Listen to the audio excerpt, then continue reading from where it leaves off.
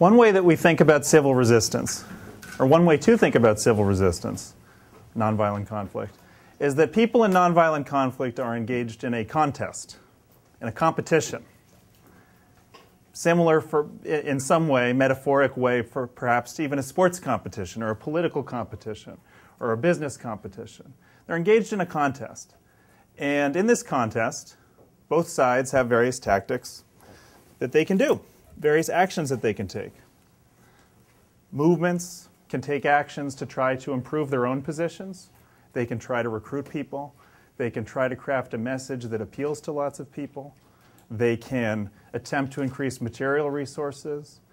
They can do a whole variety of things. They can build parallel institutions, train people, do community support work to try to increase their base, among other things. In addition to, of course, accomplishing their mission if these actions are part of their mission. Community service is not just a strategic thing to do. It can also be part of what a movement does, part of accomplishing a movement's objectives. Movements also, of course, will also take actions to try to weaken their opponents. And like in any contest, the opponents of a movement can do the same. They will take actions that try to increase their own support and position and try to decrease the strength of the movement. And oftentimes what we see actually is that when a movement is trying to improve its own position, it can also simultaneously weaken its adversary. And sometimes when it weakens its adversary, it's also simultaneously improving its own position. I'm speaking abstractly, and I'm about to get specific. And on this block, we're going to talk about two. Point number 2, how movements take action to weaken their opponents. Okay? And at ICNC and others who are engaged in scholarship and action in this field, actions that weaken an opponent, we call that imposing a cost on an opponent. And the reason we use that word is because oftentimes oppression can be quite profitable. One of the reasons why we use that word is oppression can be quite profitable for those on top. They are benefiting. They have part of their maintaining the way things are in society. They have a sort of cost structure for doing it, both financially. They found a way to spend enough resources to keep the oppression going. But also in terms of legitimacy, they found a way to expend enough resources to keep their legitimacy steady. And when a movement starts imposing costs on an opponent, it starts driving the opponent's costs up. It becomes much more expensive for a movement to maintain the status quo. Much more expensive for a regime or opponent or corporation or even a social structure that is oppressive to continue. When movements start disrupting things, imposing costs, the profit structure, the way things are, starts to shift.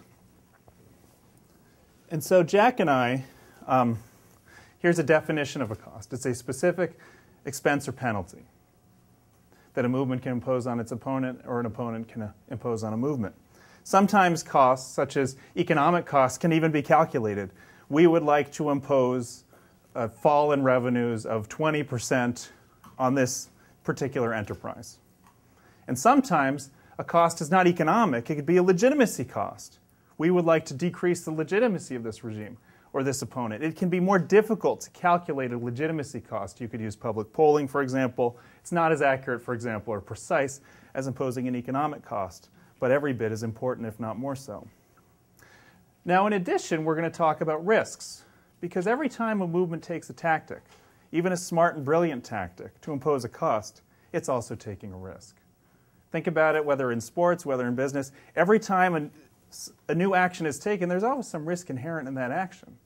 So if movement imposes an economic cost, for example, through a strike, the members of the movement may lose money from that strike as well. That's a potential risk. So we'll talk about costs and risk. And the three kinds we're going to address here, I'm going to talk about economic and material costs that movements can impose on their opponents. I'll talk about legitimacy and political costs, and then Jack is going to talk about social and psychological costs. People have questions based on what I said so far. Make sense? Okay. So can someone tell me, have people been part of tactics that have attempted to impose an economic cost have any people participated here in a strike or a boycott? Yes? Yeah? Tell me about it. Just a few, over a minute or something. Like, what was your experience, or was it successful, or why not? The strike is a bonded strike program of the government of Delhi. It's a huge successful because nobody came out and all the vehicles have stopped. But economically, it's quite a loss. Quite a loss for the people who went on strike. People, And also, morally also sometimes people also get angry because they have to face the difficulties. So yeah, I mean, I think it's a really good point. It's what one of the things we'll talk about in risk is when you deny an opponent something economically, sometimes you deny yourself that same thing. It can be very difficult. Al, what were you going to say? Just one of the most classic examples of a boycott was with the United Farm Workers movement in the 1970s. Cesar Chavez and Dolores Huerta and others were organizing migrant farm workers, many of them so-called illegals in the United States, mostly Mexican Americans, and they had a strike against certain growers, including the company that produces Gallo wine. And so as kids, we were actually, once the local parish Catholic priest came out and told the parishioners to boycott grapes and lettuce and Gallo wine, they were teaching us these songs like, don't buy grapes, bum, bum, bum, bum, don't buy lettuce heads, don't buy Gallo wine, there's a boycott going on. But that was a boycott that was connected with a local strike, with a local worker action. You know, right now we hear a lot of calls, boycott BP because of the Gulf oil spill. But it's a call for a boycott that's disconnected to something on a micro scale where you can watch the progress of it. And those kinds of like generalized boycotts because we don't like something a company is doing, I've never seen a successful one. The only ones I've seen that are successful are the ones that are connected to some local movement somewhere. Al just made a lot of great points that we're going to go into a number of those in our presentation. Okay, I'll take a few more, but time is limited. So Yusuf, yes, Hitam, Yusuf. I want to say something that maybe a direct action can economically can cost the opponent. For example, when the Israeli army closed a road, and then the next day we make a roadblock removal, and the bulldozers come back again, and daily and weekly we do that, it costs them the same thing as the boycott. If you calculate that, maybe thousands of dollars for fuel and soldiers coming and doing this. Right. So that. And wasn't this part of what I had said yesterday? Was he said they had to bring 120 soldiers every single day, and their human resources were limited. Yeah, absolutely. So it's not even that you need to boycott something to cause or strike to cause an economic cost. Sometimes just having to restrain a civil resistance movement is very costly. Totally. Yes. Always. Thank you, Nadine. Depends on the movement, maybe, but yeah. In the boycott we're doing against settlement products, there are two quite interesting points. One is that the Israeli government is actually considering compensating the settlement companies that are being affected by the boycott. Sure. And another point, in an immediate effect on us Palestinians, this is causing us a lot of internal attack from within Palestinian society, is that, of course, we call on cutting any kind of relationships with settlements. And that includes Palestinian workers working in settlements. So we were able to get a legislation passed that says it's forbidden for workers to work in settlements. At the same time, we're not able to provide them with alternative jobs yet. So it does have, sometimes an immediate negative effect, but within our plan, it's something that should be improved dealt. Just coincidentally, before we move on, Al talked about the United Farm Workers struggle. We're going to talk about that a little more. That was labor unionizing among farm workers. And they declared a strike, and because it was a very, very poor population, there were people who said, I cannot afford to feed my family if I don't work. And so what they did is they limited the scope of the strike to say, we're going to focus on 48 farms. And if you need to work at some other farm that we're not striking, but at least don't work at these ones that we're focusing on. And if you absolutely must work, just work slow. And they tried to come up with a way, even for people who couldn't afford to lose 1 day worth of wages, to still participate in some small way. But we can talk more about that. So I'm going to go over a few examples, and then we're going to talk a little bit more get into the inside details, in my opinion, about why economic and material costs can be so powerful. So in the film we already saw in downtown Nashville, there was a boycott after the lunch counter sit-ins. The Montgomery bus boycott is another great example. And just briefly, in Montgomery, Alabama in 1955, a group called the Women's Political Council, which they positioned themselves as, they were African American, and they positioned themselves as sort of hearing grievances from the community and bringing them to the mayor periodically to ask them to deal with these grievances. And one of the issues in Montgomery was that the buses were very segregated. If you were African American, you had to get up and give your seat to a white person. You had to board the bus in the front, pay, get off, and then board it in the back again to sit if there was a seat. So it was very, very difficult and humiliating. And these grievances kept coming up again and again until Rosa Parks on December 1st, 1955, sat and refused to get up. And as Reverend Lawson said, this made news. And one of the things that the African American population had that was very strong in terms of leverage was that 70% of the riders in the Montgomery bus system were African American. Huge leverage. What business can afford to lose 70% of its customers or revenue? So they saw this, and they formed an organization called the Montgomery Improvement Organization, led by Martin Luther King, and came up with a list of fairly moderate demands. They didn't demand an end to all segregation in the city. They said, we'd like to be able to sit on the bus from back to front and not give up our seat. We'd like to be able to board the bus in the front and then walk to the back instead of getting out. And we'd like buses that stop at every block in African American neighborhoods. These are not major requests. But the city said, no, of course, right? Of course not. This is impossible. No, will never happen. So part of what they did, first of all, they launched the boycott. Very, very high participation in that boycott. And the second thing they did was organize an alternative system of taxis, ways for elderly and other people who had a long commute to go to work to get to where they wanted to go, and a lot of other people walked. And how do you think the city reacted? What do they do? Yes. They made carpooling and taxiing illegal. They attacked the alternative institution. And this goes a little bit to what Jiam is saying. Jiam is saying, well, if we strike, we deny ourselves money. So a lot of times economic costs have to be done in conjunction with creating an alternative support system. So of course, the city, there were bombings done by racist members of the community who may have, in fact, had implicit approval of the city to do it. There were threats and intimidation, but there was a tax on this alternative taxiing system because they realized if they could get that. So they filed court injunctions. They said this is illegal because it's trying to put the buses out of business. Then they said, well, you've never formally established this taxi company as a formal company on paper, so it's an illegal business, and they tried to do it that way.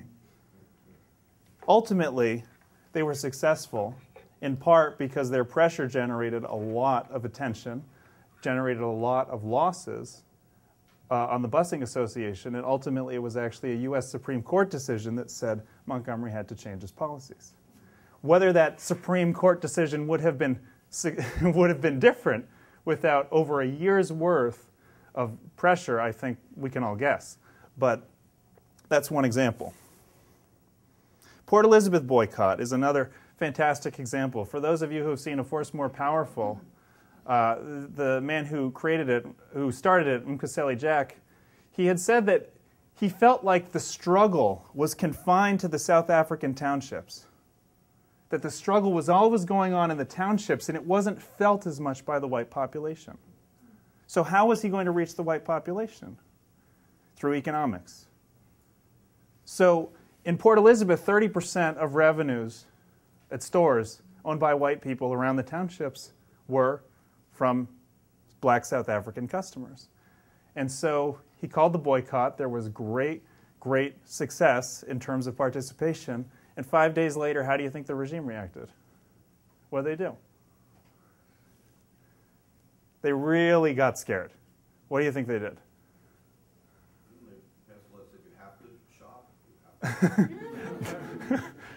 They imposed martial law. It was so scary to them that they said, if you're breaking your normal shopping patterns, we are imposing martial law on you. And they had soldiers in there, intimidation, you name it, right? Well, that sure got people back to Right, made it very popular to shop, of course, right? Brilliant. And keep in mind, now the demands in Port Elizabeth weren't, the end of apartheid in all of its forms. They wanted integrated public facilities. They wanted an end to workplace discrimination. These were sizable demands, but they weren't demands that suddenly, the whole apartheid era end or anything. But they were fought viciously throughout. So one of the things that happened, how do you think the white business owners reacted to this? What do you think they did? They're losing money. No. I need a participant. Come on, guys, wake up. What did they do? So you think that they were more committed to making money than they were to maintaining this system of apartheid. And you are right. You are right. There was one parliamentarian who said he got more telegrams, letters, and phone calls on this issue than any other issue in his time in office. Now, the boycott started in July 1985. By November, it was still going on, and the white business people were pleading with the boycotters to please stop, pleading. And at that point, a number of leaders of the boycott, including Mkuseli Jack, had been arrested. And the boycotters did something really interesting. They said, okay, we'll call off the boycott until March, but your job is to release these political prisoners who have been in prison because of the boycott. And you know what? The shop owners got the political prisoners released in exchange for calling off the boycott. The boycott did resume later on, and when they jailed Mkuseli Jack again, it was actually condemned, believe it or not, by Chester Crocker, who was the Undersecretary of State for African Affairs, I believe, under Reagan. He said, I have a quote here. What is it? It was something like, "We condemn this in the strongest possible way," or something. And Mkuseli Jack, this guy right up here, was released. Very interesting case. Do not buy grapes is what that sign says. This refers to the United Farm Workers struggle, which Al discussed, and we're going to discuss it a little more. A few more slides. I'm not going to elaborate too much on the Indian boycott to buy British cloth, other than to say we all should know a bit about that. I mentioned yesterday the East Timor Action Network. This was a transnational group that cut off military funding and arms sales to Indonesia over human rights concerns in East Timor. And then there are other examples. Sometimes it's not a huge campaign that causes an economic cost. Sometimes it could be something as simple as people protesting a wall, saying we don't want the wall here, but suddenly it becomes very expensive.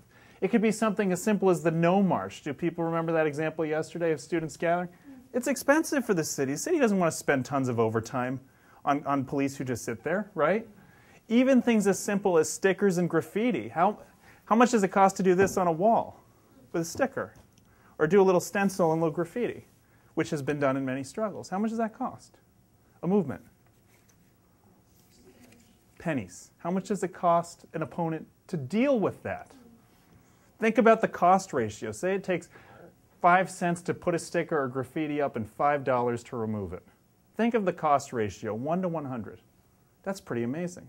So movements engage in these sort of resource struggles all the time. Now, why are economic costs so powerful? Why are they so powerful? Obviously, they decrease revenues of the opponent, but there's something else. Think about what happened in downtown Nashville. Yeah, Mary. It divides the oppressor because at base they have different interests. Yes. So what seems like a monolith, the shop owners, the political elites, everyone, suddenly, boom, the movement targets the economic interests put pressure on the political interests. These people were all on one side, political and economic interests, until pressure was put somewhere and split them. Very powerful. This can happen at a local level. It can also happen at a national level. In every struggle, you have some people more committed to keeping the oppression going and some people more committed to making money. And they can be split. Yes? I keep getting letters from Israeli companies saying, you know, you don't have this settlement company on your list. You should add it because they're their rivals. So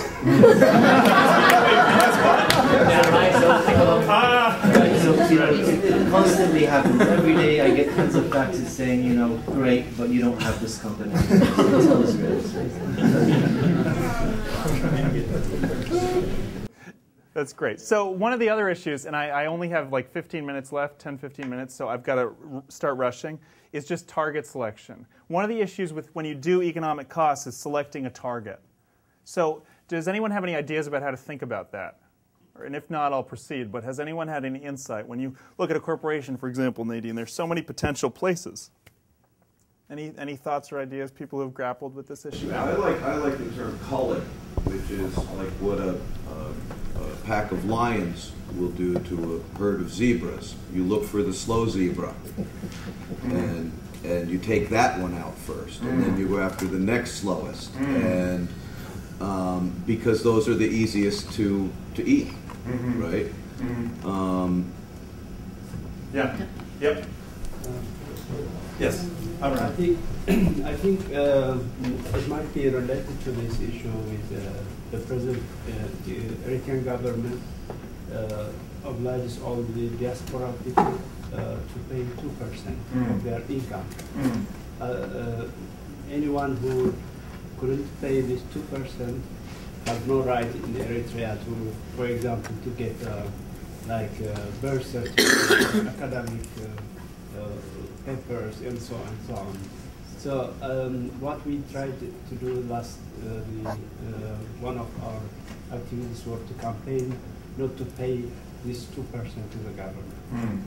I think that might be a little bit related. Absolutely, absolutely. So there are lots of potential targets here. You can reduce taxes, you can reduce rents, you can stop buying a product, et cetera, et cetera. And we're going to look, for example, here, say you have a corporation. Can someone please tell me very quickly, what does this corporation need in order to continue to exist? So let's say it's a mining operation. What do they need in order to continue to function? Quickly, just throw out words. Revenue. They need revenue. Okay, so they need consumers to buy. What else? They need workers to show up to work. What else? It's a publicly traded company. Shareholders. What else? They need government regulations and restrictions, and or non-regulations and non-restrictions, and lawyers. Protection, infrastructure. They need transportation of raw materials in and raw materials out. They need all of these things. They need physical control of the mine. Point taken. So let's talk, for example, about how the United Farm Workers did this, and then we'll get some. The United Farm Workers, as we said, were protesting. In 1965, they started protesting against grape growers in Southern California. Okay, this is their flag right there. And the first thing they did is a strike. So here you have, I believe, a picture of Dolores Huerta, who was one of the leaders, with the word huelga on it, which means strike. Okay? So they struck at these farms for one season, and at the end of that season, what happened? They brought in strike breakers from Mexico who worked the fields well enough, and the grape growers still made enough money to continue. So the strike looked like a failure. Did they give up? No. The next move they did was Cesar Chavez and the other leadership tried to sever the relationship between the grape growers and the Transportation Workers Union. So they went to San Francisco and they got the people who worked at the shipping docks to stop shipping grapes. And the thing about grapes is if you don't ship them quickly, they go rotten. So even a 5 or 6 day delay could cause a huge cost. That still wasn't enough. At some point, they started going after consumers and said, you know what, we need to boycott this.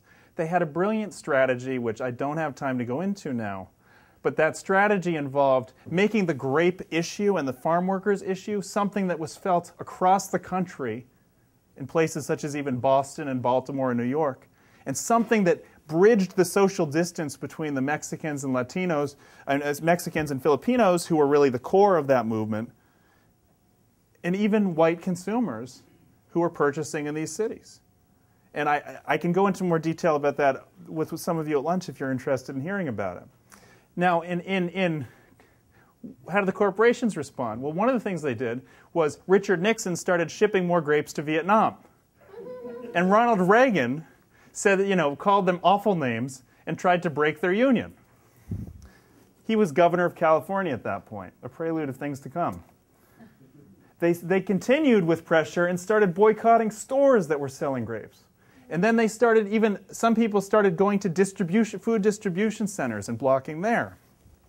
They were effective. They won. In 5 years, I believe they'd unionized, I forget what percentage, it may be 90% of the Southern California grape growers in 5 years. This was an organization that started with $80 in their budget. What lessons can we learn from this quickly about imposing economic costs?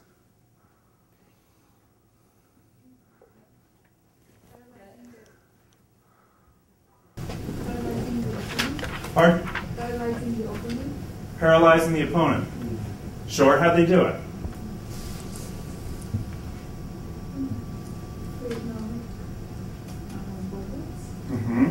Right. Okay, and Katie? That economic costs can be stronger than, or can outweigh ideology. Absolutely, and in this case they did. Yeah, what else? By going after many of these pillars. They created simultaneous multiple pressure. Okay? So, for example, you were talking about, Hitham, when you said, well, some industries that were boycotting, the Israeli government is bailing them out. So the boycott is focusing on one front in a struggle. And frequently, particularly with corporations or with economic entities where money can come in from many sources, several different relationships need to be focused on over time. Maybe not all at once, but over time, different relationships. Keep in mind, whenever there's a movement that has an opponent and they don't know what to do, it doesn't matter whether it's a corporation, a regime, a paramilitary, anything. If you start mapping out all the relationships that opponent needs in order to function, and recognize that every relationship is a potential point of leverage, a potential point where a movement can do something, it starts to become very interesting. And if you even map out all the relationships and say, well, we can't impact anything, start mapping out the secondary relationships, and patterns start to reveal themselves. I have 5 minutes to go through legitimacy now. So let's talk about risk really quickly. We've already talked about them mostly. People engaging in imposing economic costs often need support. And one other point, economic costs can sometimes be passed on. So in 2006, for example, in Mexico, there was a disputed election, and the people who were declared the losers of that election, the supporters of the candidate Emmanuel López Obrador, in July, they decided to they created big camps in Mexico City on streets. Okay? And that blocked up traffic pretty badly. And I was looking, I got this from Wikipedia. It says, although 59% of Mexico City residents believe there was election fraud, the encampments by the opponent who was declared the loser are widely unpopular, as 65% oppose them, based on a poll taken on August 9th by El Universal, which is a periodical there. So economic costs can be passed on. And it's something to think about as a movement, is how an opponent may be able to actually make them swing around. Is there just a second to interject something about Please. that last example? Sure. There was a movie made about that post-electoral fraud struggle called Fraude, or Fraud, by the filmmaker Luis Mandoki, in which he interviewed one of Andrés Manuel López Obrador's top political aides, a guy named Pinchetti. And they said, well, why did you do this action blocking the main avenue, the main middle-class avenue in the city, and pissing off, civil society. And what Pinchetti said was actually quite outrageous. He said, well, you have to understand, we had 3 million people that were so angry about having their democracy robbed for them that they were ready to shut down the highways of the country. And there's only 3 highways from north to south, and they would have stopped all business in the country, so we had to give them something to do. Wow. Okay, and that's an example of how leaders sold out a bona fide movement. Because if they had shut down the highways, they could have toppled the fraud itself. Thank you. Yeah. Okay. So political legitimacy costs in 5 minutes. This one will go quicker anyway. I'm going to give some examples. Early on in the Otpor movement, they were beaten publicly by a bunch of Milosevic supporters. In one particular incident, Milosevic's son was involved in beating this man right here. And one of the things the Otpor movement did is they made a poster out of this man's bruised face. I forget his exact name. And this writing here says, "This is the face of Serbia." And it was put around the city, or around cities. An example of imposing an economic cost, or excuse me, a legitimacy cost. And this also relates to Backfire, which will be discussed by Janet and Stephen in the next session. The Salt March, I won't elaborate further. Example of legitimacy and political cost. Solidarity's push for independent labor unions. Solidarity in Poland not only was quoting from the Polish Constitution about why they had the right to organize, they were organizing against a state that claimed it was a workers' republic. So just by organizing and saying we'd like to be independent of this workers' republic so we can actually get some stuff done, they imposed a legitimacy cost. This is a funny one. This building, the only image I could find, is the Georgian Health Ministry. And early on in the Kamara struggle in Georgia, there was a young girl who had a heart condition, and the health ministry declined to pay for an operation, and this was a terminal heart condition where she would die. The movement started fundraising for her heart operation and started demonstrating in front of the health ministry. Talk about a legitimacy cost. And they won. She got her heart operation and it was covered by the state. In Chile, we talked about the slowdowns yesterday. In Norway, when they were facing German occupation, they started wearing paper clips around as a message to stick together. And farmers used to wear small potatoes with a toothpick on their lapel, and they'd make the potatoes get bigger over time to show that the resistance was growing. These seem like small things, but let me tell you, when a society is gripped by fear, as Chile was, as perhaps Norway was, even small actions reveal the lie. Even small actions show that there's solidarity. They reveal the lie of what people are living under. They give people hope, and they can break through a lot of propaganda. In Burma, the National League for Democracy made their symbol the farmer's hat, widely worn by farmers all over Burma. It was outlawed by the regime. They paid a legitimacy cost and looked silly for outlawing a farmer's hat. And then in the 2006 World Cup, you had Iranian women who were barred from attending soccer events. This is in the qualifying match against Bahrain. And outside of the stadium, they set up a TV and were cheering wildly. That was okay, even though it showed that the regime accepted that. Well, the next thing they did is they stormed a barricade and got into the World Cup arena in a place where there were cameras and put up a bunch of signs about women's rights.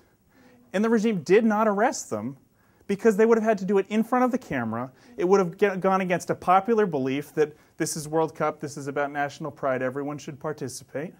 And Ahmadinejad actually recommended to the Iranian Guardian Council that women's ban on soccer game attendance should be removed. Women should be allowed to attend. He responded with that. He said, okay. He claimed that it would raise the conduct and the sort of propriety of the event and make everyone behave better if women were present. And it was the Guardian Council in Iran, the unelected group that has veto power, that actually said, no, we have to enforce this ban. So one of the core concepts behind this is the idea of dilemma actions. Okay, what a lot of these have in common is that they're dilemma actions. And a dilemma action is an action where a movement does it, and then the opponent If they try to stop that action, they look bad and pay a cost. And if they allow the movement to do what they want to do, they look bad and pay a cost. So Gandhi's Salt March, if they arrest Gandhi and oppress him, they pay a cost. If they let him do the salt along with millions of other Indians, they also pay a cost. Same with the Iranian soccer game. So one of the first steps that you see movements do when they're trying to create dilemma actions is they look at all kinds of restrictions in society, particularly those that affect people's personal lives. Riding a bus in the morning, making salt in the era of pre-refrigeration, when that was the way to preserve food. So obnoxious overreaches of government or corporations that affect people's day-to-day lives. And then they developed tactics that challenge these restrictions. Sometimes tactics employ humor. Sometimes they employ celebrities as a way to, religious, cultural, or patriotic language is used. Sometimes you can see in a number of those examples how, they try to use the regime's own language against it or religious iconography against it in their framing. And the last step in dilemma actions that you'll see movements do is they strategize as much as possible to gain from that action regardless of how it turns out. So I'll give you another example. This is an example that I learned from Sergej Popovic of Otpor. It wasn't outlawed, but it was considered improper to criticize the Milosevic regime. So he came up with a tactic where he set up a barrel, an oil drum, and put a picture of Milosevic on it. This kind of action may not necessarily work in all places, but apparently he tells me it was well received in his struggle. And they had a stick, and people could hit the barrel if they threw in a dinar. And so they set this up and had a sign, throw in a dinar, hit the barrel, and people were doing it. And the police came, and what were they supposed to do? Arrest the barrel? They looked silly, and the police themselves said, we're not hired for this. Right? Okay, popular restriction, don't criticize the government too much. An action designed to just go up against that restriction and push it. And then the police take the barrel, and then Otpor shows up at the police station and says, you can have the barrel, but please give us our dinars back.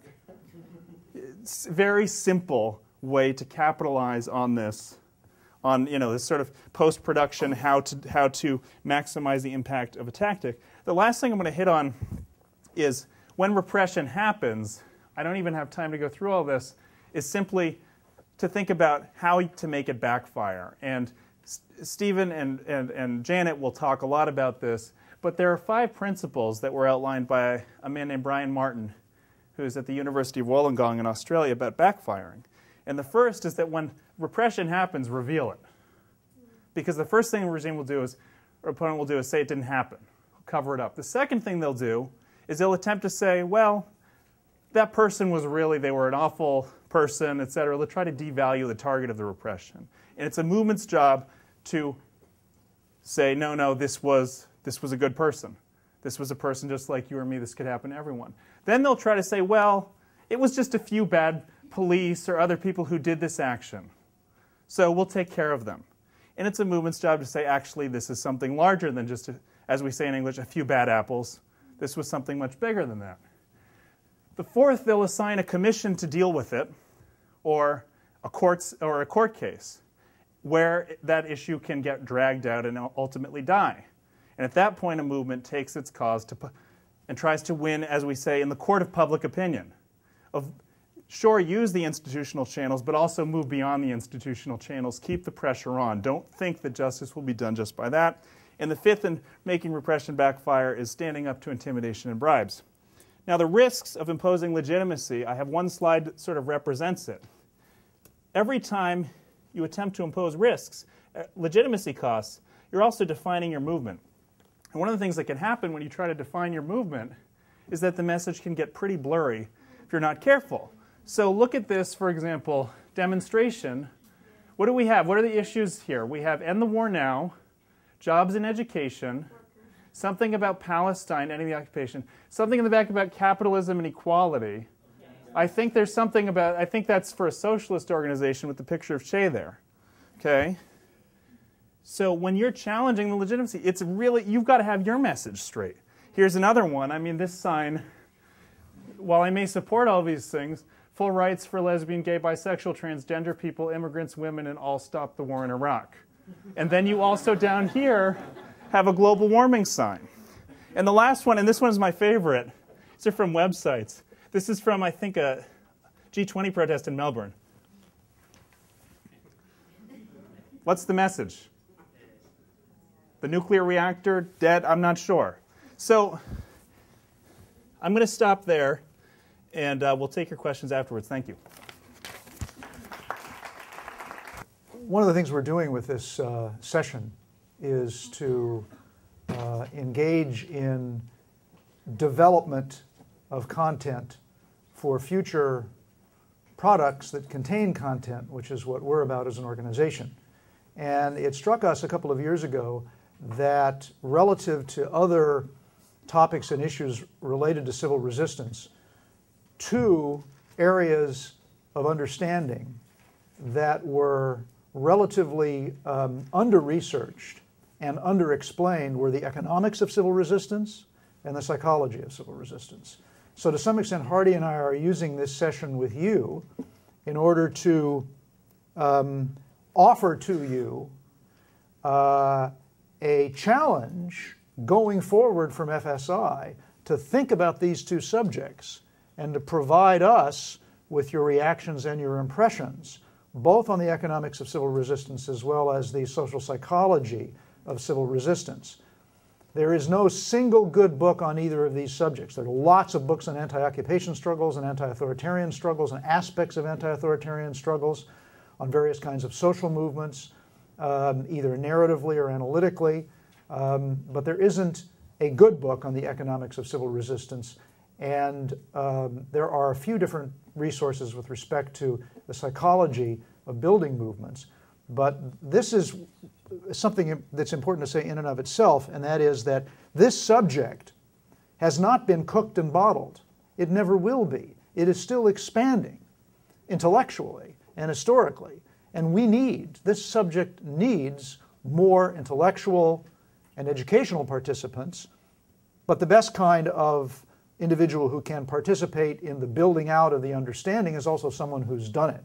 So there's no occupational or vocational qualifications, as it were, to do this, just a preliminary understanding of the subject that will draw you into teasing it out. So I welcome you to join the throng that we represent as far as that's concerned.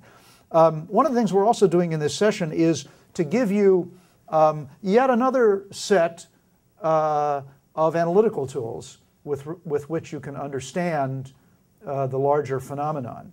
And the idea of looking at, assessing costs and risks is an analytical tool so that a strategy can be devised with respect to a particular set of goals or objectives that might be what fires a nonviolent movement. And that's really what I want to do in the next 10 to 15 minutes. I don't really want to go deeply into the full range of social and psychological costs or inventory those. I want to be suggestive about that in a way that will help you broaden the idea of costs from simply something of a specific quantitative value that you are imposing on an opponent or that you are forestalling paying yourself based on running a movement.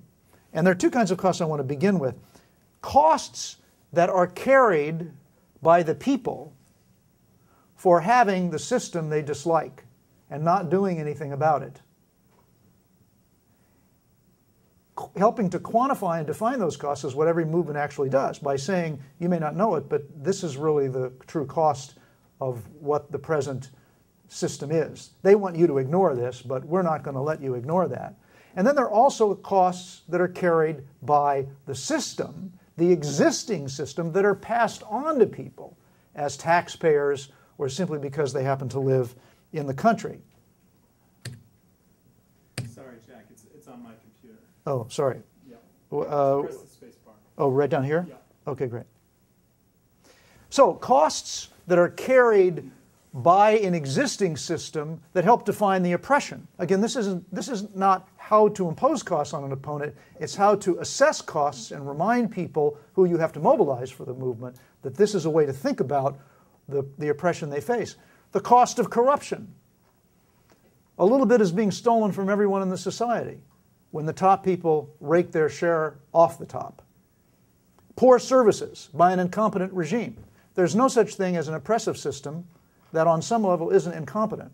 Why is that? Does anybody have an idea? Why does incompetence accompany corruption, typically? Yes?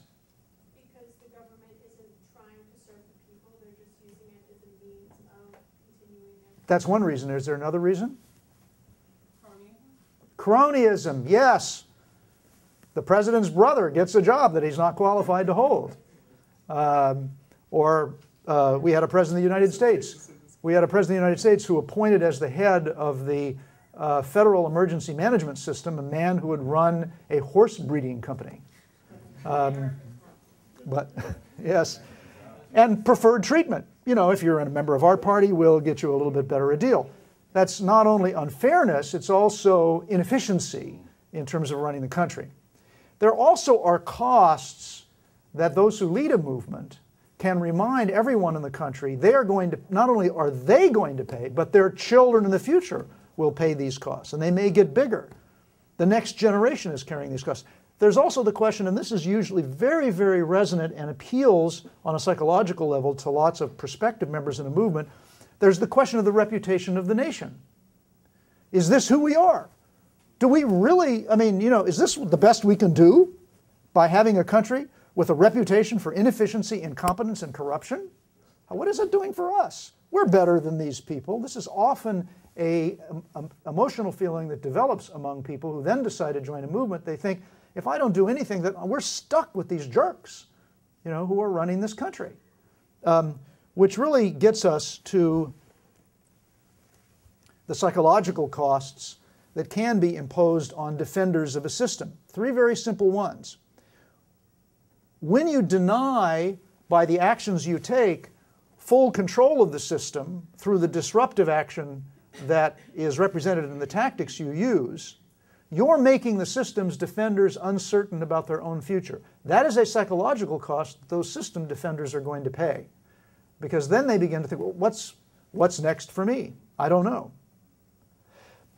When you do that same disruption, you're also affirming your own ability to take initiative, something that the oppressive system perhaps has denied you and most of the people in your country. Through the movement, you suddenly find yourself taking initiative. You haven't taken initiative before. This is self-responsibility. It's also telling the truth about conditions in the country. That challenges a system based on lies and begins to impose a legitimacy cost, as Hardy suggested.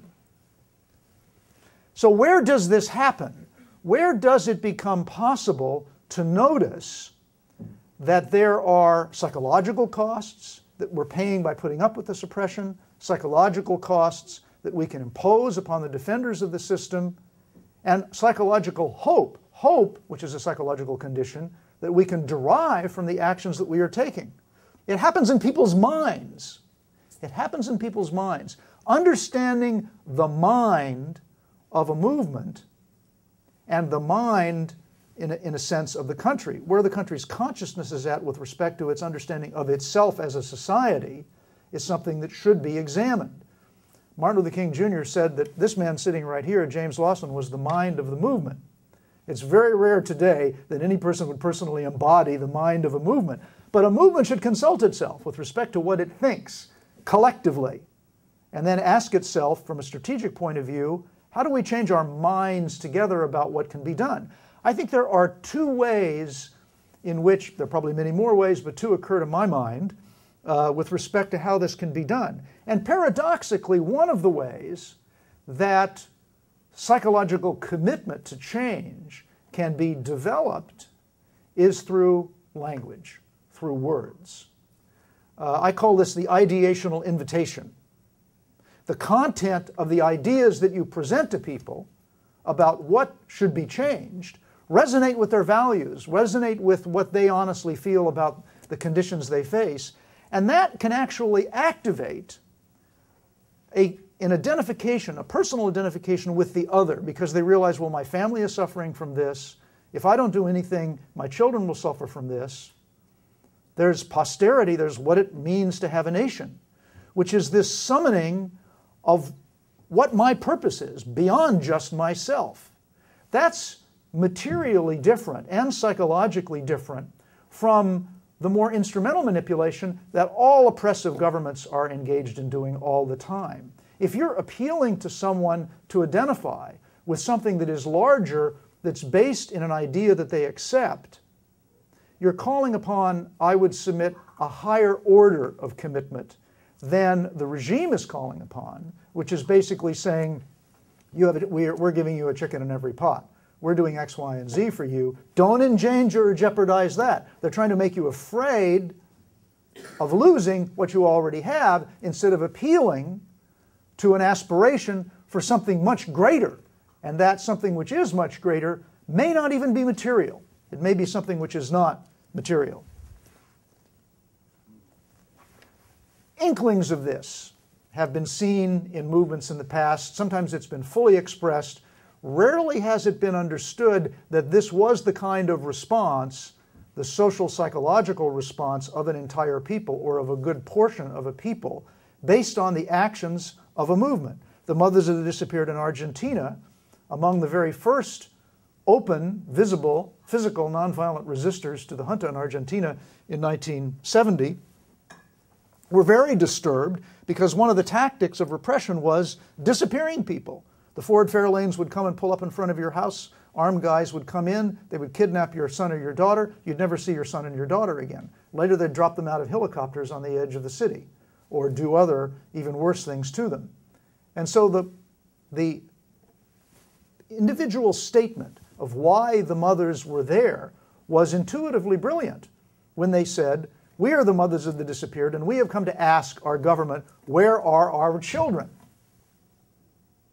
What a profound challenge to the legitimacy of the system, because the mother responsible for her child wants to know where her child is, and there is a general suspicion, everybody sort of suspected this had to do with political dissidents, so the government was picking them up. But instead of sitting still by saying, well, instead of allowing another mother to say, well, she shouldn't have allowed her son to participate and become a dissident, it was raised to an existential level.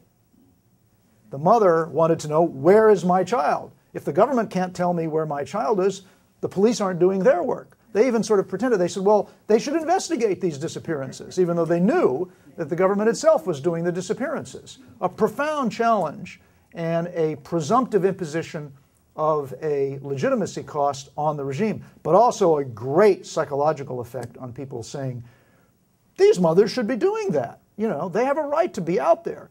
And there was some repression against them, but by and large the regime was very reluctant to impose repression on these women who were exercising this maternal role. This is a relatively new struggle that has gotten attention in recent years, the so-called singing revolution in Estonia, where Mikhail Gorbachev, of all people, was reacting against, and Russians were reacting against, the assertion of Estonian autonomy and self-determination as the Soviet Union was weakening in 1989 and 1991. And at one point, when it appeared that there was going to be a Soviet military invasion to reverse these political moves toward self-determination and independence, the Estonians, who had a tremendous musical culture, decided to engage in mass song fests. There's this one amphitheater that you can see, actually 1 million people can fit into this space and all sing together. And 300,000, 400,000, 500,000 people would show up and engage in singing for half a day. Not a really tempting target for oppression, which is to say, start moving in on the troops are going to invade and start invading 500,000 people because they're singing. But this affirmation, this tremendous emotional outpouring of patriotism, an assertion of identity, of who they were and what they represented, did give the Russian government pause, and ultimately Estonia was capable of. But there was no specific statement that was made. It was something that was obvious to everyone who participated, what they were doing. They were affirming who they were. They were affirming their independent life. Each person was affirming their life, and together, collectively, they were affirming their life. So I'm trying to give you a sense of why the intelligent use of discourse can generate passion throughout a society.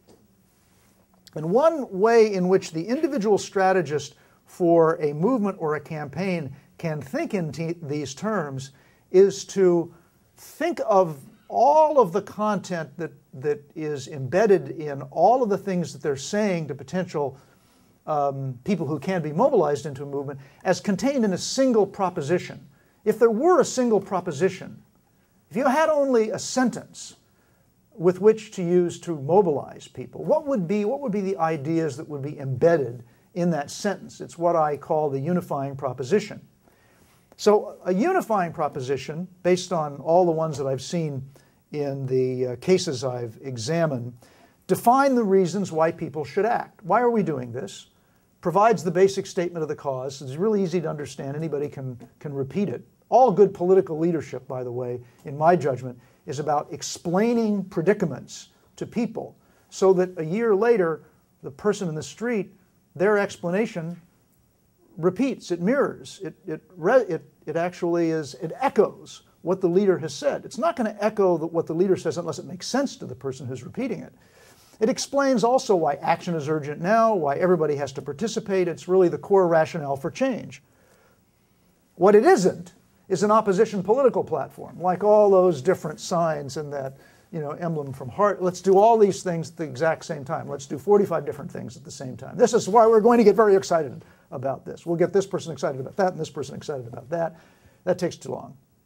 It's also not a list of preferred policies. This is not policy babble. It's not what the new government will do in the piece of legislation to reform the health system. And it's also not just kvetching. It's not a good Yiddish term. It's not a series of complaints about the status quo. Instead, this is an example of what it is. This was Gandhi's unifying proposition, as best I can piece it together from all the various kinds of things he said. He told Indians, he said, the British are running this country for their own benefit, so why should we help them? 3 core ideas about what he wanted that movement to do embedded in that. First of all, recognize we're not running this country. We're Indians. We're living in India, but the British are really running the show here. How much sense does that make? So right away you're saying we're disempowered. They've got the power. We don't have the power. And why do they have the power? So they can profit from controlling India. And then he would go into the detail about the price and costs of colonial exploitation. He would actually have a rupee figure to use that he would tell an audience. He said, this is costing us 20 million rupees a year. And let me tell you what is included in those 20 million rupees. The carrying cost of the existing system that we are paying for. We're paying for them to take money out of our country and take it somewhere else. And guess what? We're letting them do it. We're letting them stay. We're saying, oh, thank you so much for governing this country on your behalf and taking money from us that belongs to us. Thank you so much. And in order to shake people out of their sense of submission and acquiescence. And he did use humor in doing that as well. So I think the features of that proposition, as I said, identify those responsible for the injustice. It's an argument about how people are governed. It is an argument about power. It identifies the system's unfairness. It explains that the people themselves have allowed these wrongs to persist. But when you say to someone, you know something, by doing nothing, you're responsible for this. The flip side of that is you have the power to do something, to make a change. Other features of the general unifying proposition that weren't necessarily contained in Gandhi's, it really seeks to restore in people's minds a sense of ownership about the basic principles and values and honor that they feel about what it means to be a person living in that society. It also suggests that the cause is not selfish. It's not reduced to what you are going to get out of it if you join us personally, or the pain that you will now avoid. It suggests that it is for posterity. Abraham Lincoln said at the height of the Civil War to people who he was continuously having to mobilize Americans to support the prosecution of this struggle, and he said at one point, the fiery trial through which we pass will light us down in honor or dishonor to the latest generation. Everyone in the future will remember what we have done right now. We have to make a choice. We're either supporting this or we're not supporting this, and 100 years from now, it will be remembered who provided support to this cause. It is so central to who we are. Whoops. So I think that the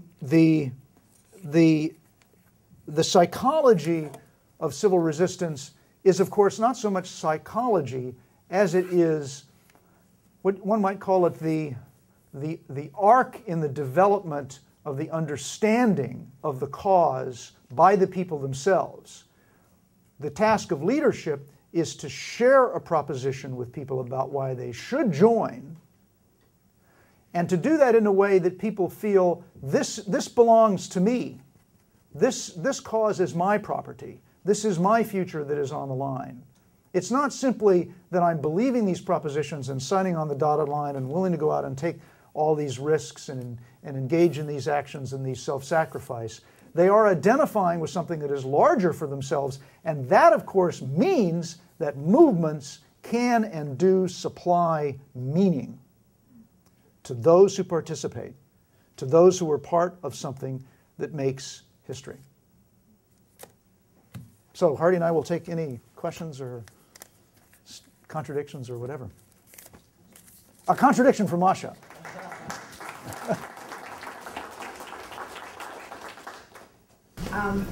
Thank you very much. It was really very inspiring, and if I nearly forgot where I'm living, and I thought it's so easy now to make the world better. Unfortunately, it's not.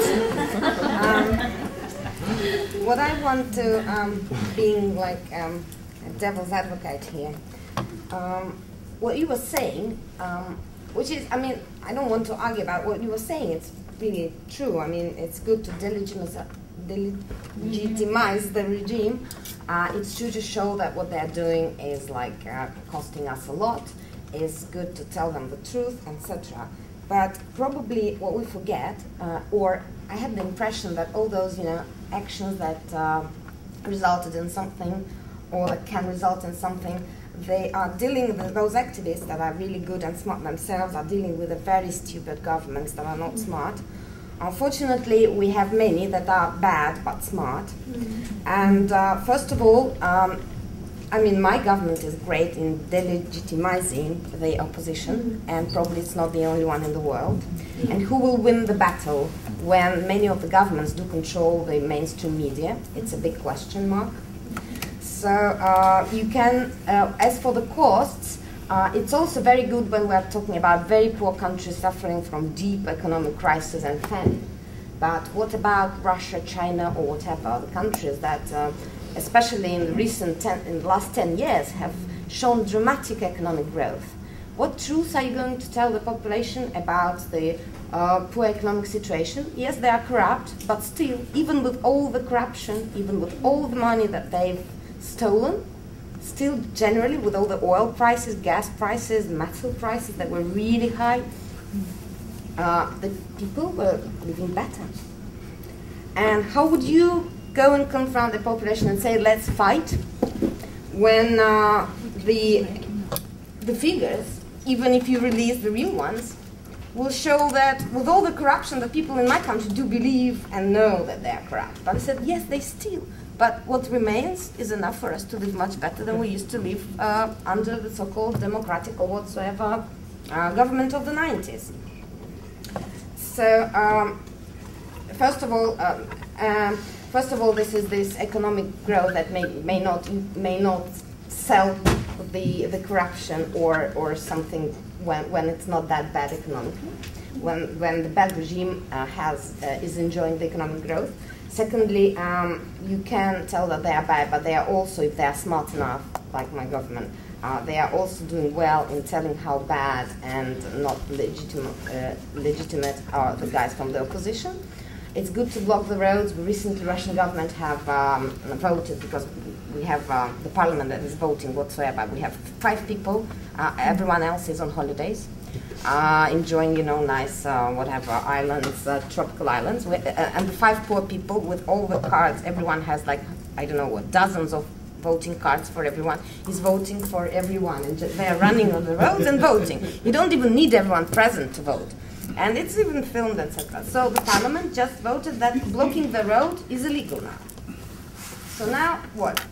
Because before there was some... Yeah. We have only 10 minutes left. Sorry. I've written down your questions. Are there other questions? Like, I don't want to cut you off. It's just really... Okay, just one question after that. Sorry, I will shut up and probably we'll do it for the rest of the day, not to take much time. I would like to know if anyone has statistics about, we were talking about the boycotts, of how many have failed and why.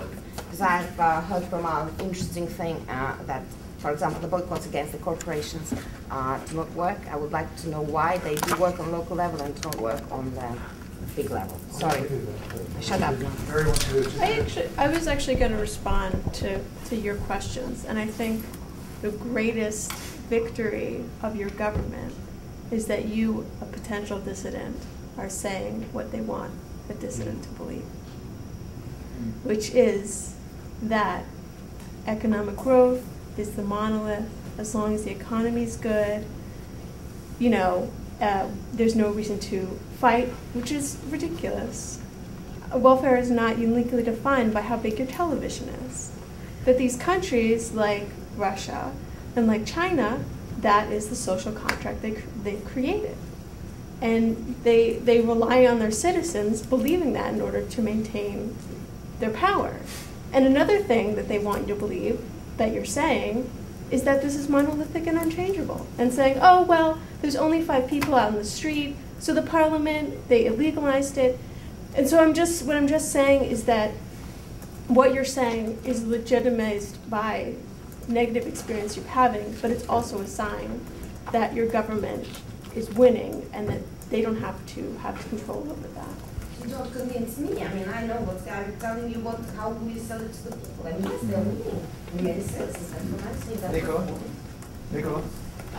Actually, I would to respond to Masha's comment about how economic development has a counterproductive effect on movements, and that people are subdued more. And actually, in China, you have a growing labor movement, and actually, the economic development has had impact that there's growing expectations on the people's side, and people want, now that they've started to come out of the bottom and just survival mode, people actually start having expectations, not only on labor rights, because the human cost, like every time there's a catastrophe in China, an environmental catastrophe, people start mobilizing, and you have these stories popping up in the news about people standing up and saying, may it be mothers when there's a problem with disappeared children in China, may it be, the wives of the workers that die in the mines when there's crumbling. So they do demonstrate against the bad security conditions, the labor conditions,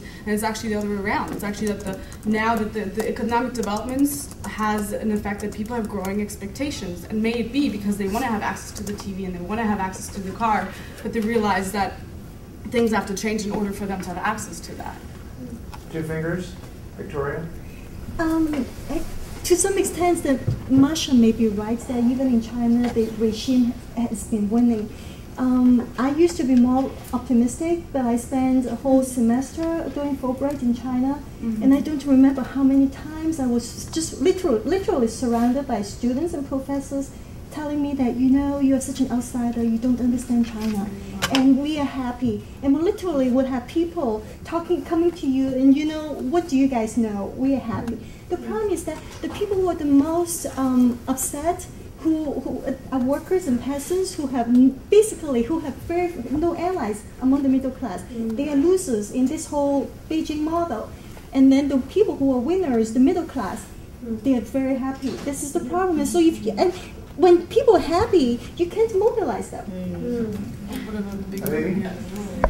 In case of Ethiopia, the ruling party or the regime is winning, not by creating better conditions, but by narrowing the political space. People don't have the right to organize and to mobilize. My question is, how is it possible to wage an effective nonviolent struggle while you have a very narrow political space? Any other two fingers? At some point I'd like to respond to something, and I'm sure you would too, but let's take it on first. I was just going to say very quickly, in India, what's interesting is you have a very vibrant media which rips politicians to shreds. I mean, when it comes to the negativities of their policies. And what seems to, and everyone's riding high on this economic wave, and you do have extreme pockets which are not benefiting from it. But I think what resonates with people across, and I may be wrong here, and maybe Ramesh could talk, is the frustration around corruption. And that is the large segment of the middle class is extremely frustrated about corruption systemically. The poor are extremely frustrated. And some elements of the upper middle class and the rich. So I think there is scope to mobilize around corruption, even in a case where a certain paradigm is accepted by most of the country that development is going to happen. You know, there are no alternatives to it. We're benefiting from it. You know, the left has been in power, but it hasn't done anything. It's just as corrupt, you know, as the right, as the center. Everyone is corrupt. So I think that in some context, corruption can be, it's just that it's not being mobilized to the extent that we think we should. And I think people are fed up. The key word in what you're saying is frustration. And so what we're trying to do here is to lay out access to certain analytical tools, which once you internalize them, you'll realize, okay, what are they frustrated about?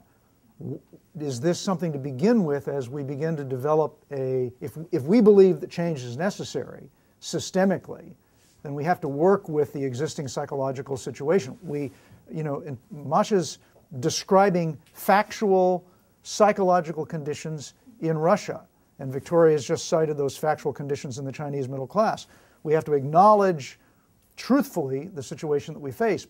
Okay, we've got these tools of analysis. There is still frustration. There is still unfairness. There is still inequality. There is still injustice. Something's wrong systemically. How do we work with the existing situation psychologically? I'd like to respond to a little bit of what's been said before we take on more. Masha, with regards to your question, and I have to obviously disclaim, I've never been to Russia. I do not know your situation.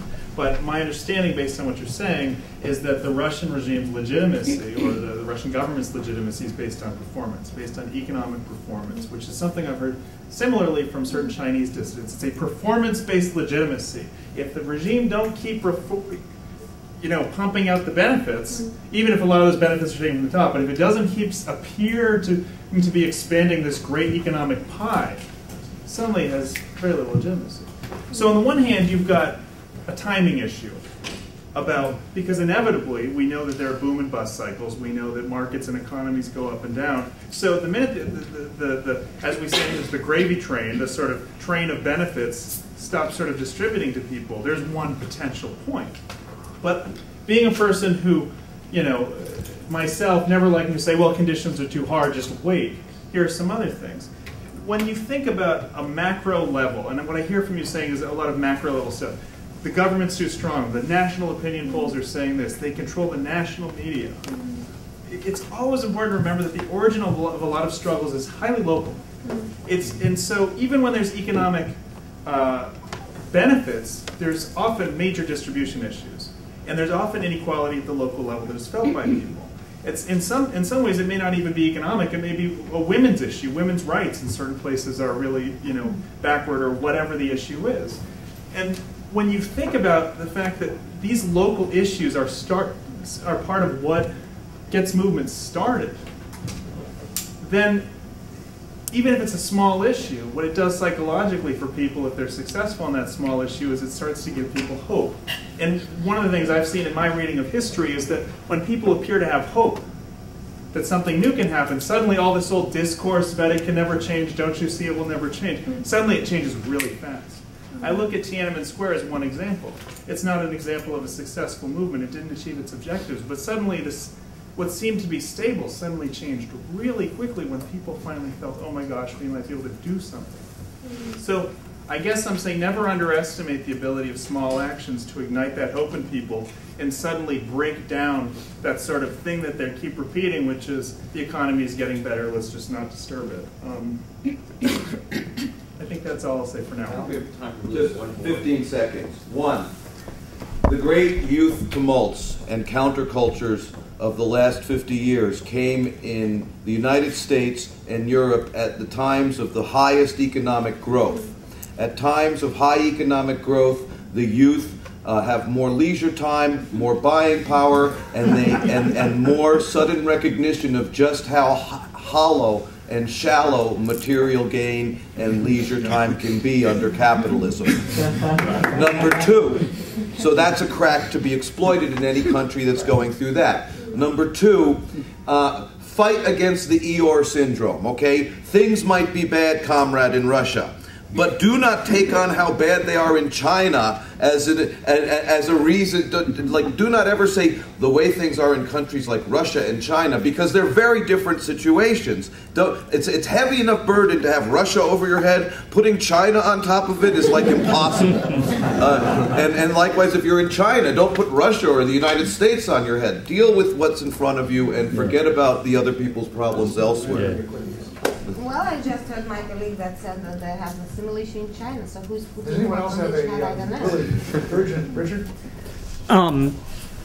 This is the sort of the Nazi question, is how do you deal with a government that's going to be more ruthless than one expected? So in the South African example, for example, clearly the government allowed, and in some sense, this legal or what was called semi-legal space where people could reform organizations, many of whom had very clear contacts with the illegal side of things.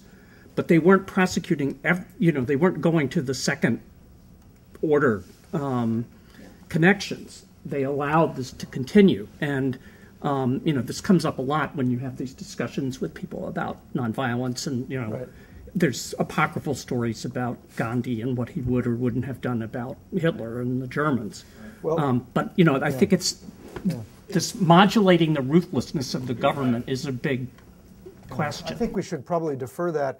I'm going to officially pass the buck on that to Janet and to Stephen under Backfiring Defections, because that actually is a logical place for that to, a more logical place than now when we are wanting to wrap this up. But one thing I'd say, and I agree with Jack, this should be passed because it's really worthy of its own module. There's good readings that we can refer you to about this issue. But particularly ruthlessness often thrives where in darkness, where there's no media coverage, no nothing. And there are cases of movements. This is certainly not the only way. It's a very complicated problem of tactical choice and choosing to engage in tactics that don't expose you to too much danger and stuff. But there are movements that have snuck journalists in clandestinely to get really good coverage and then go out and share it with the world. And even that kind of stuff can make this sort of the government controls all the media and will never report on brutality. So there are lots of options available, but for the next one. How do we deal when all the political leaders are corrupt? When the leaders are selling dreams for the youth, and when they are telling all the lies we know. So in that condition, like, how do we start the struggle? Where's the point? Because everywhere we see like people are pessimistic. They don't trust the leaders. They don't trust anything. So where do we start from? Small. Yeah. That's right. They're small. By doing something very specific and limited that encourages people to believe that what this particular campaign has told us is accurate and truthful, so we can trust them to tell us the truth. You model trust in a limited campaign. That's one way potentially to begin. But I agree. Remember, Gandhi started with salt. Okay, he started with salt, one law, a tax on this, and another thing is that when people start to organize, political leaders start noticing. Political leaders love to try to jump to the front of that parade and suddenly say, "Oh yes, sometimes if a movement really shows it can get people out, political leaders start behaving differently because they want to oppress that movement. So just one other thing. Final.